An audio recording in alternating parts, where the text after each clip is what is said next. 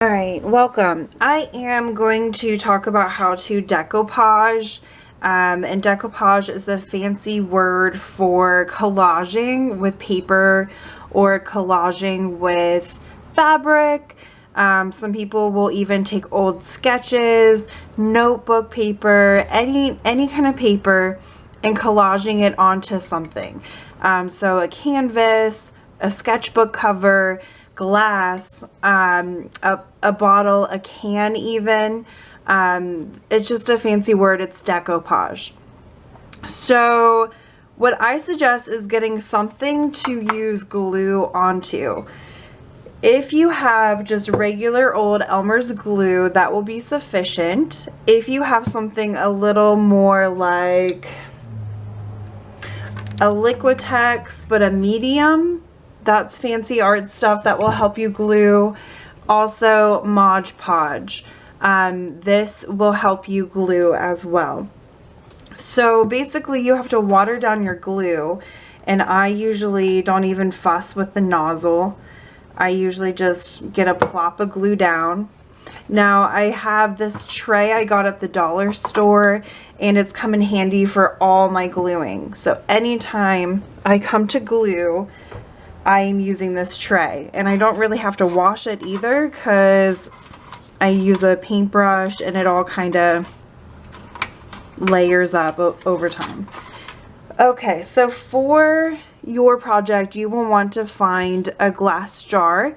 This glass jar was an old pickle jar, and if you want to keep the lid and you want to decorate the lid, that's up to you.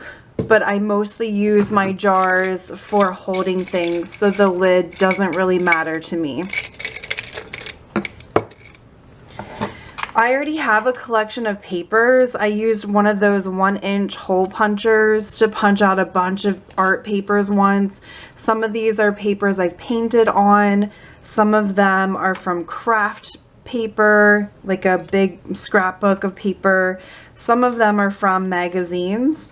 The ones that are from magazines are going to be a little more shiny, and that's okay, because by the time I'm done decorating this whole jar, I put a matte, a Mod Podge, or some other matte coat to make it all flat again and to make sure no little corners come popping up. So once you have your paper, and it doesn't have to be circles, it can be squares, rectangles, it can be strips of paper. Once you have your paper, you want to make a pile and just get ready to have a system going where you're continuously gluing and continuously smoothing down. I will say that your hands are going to get messy and your table might get messy, so you can cover your table or your hands with gloves and plastic. Okay, so what I started doing was picking a magazine piece I thought was cool, and I sacrificed a paintbrush, a brush I didn't care too much about, and I'm watering down a little bit of glue as I go. So I watered down and I brushed on the watered down glue on the back and on the front, on both sides. The reason why you do both sides is for the drying out. When the glue starts to dry, and you might have to press this, you may have to hold this down for a while and keep smearing. When the glue dries, as I was saying, you're going to get some papers that are going to peel back up on you. They're going to like play a joke on you. It's kind of obnoxious, but the simple rule of thumb is when you're using glue for decoupage,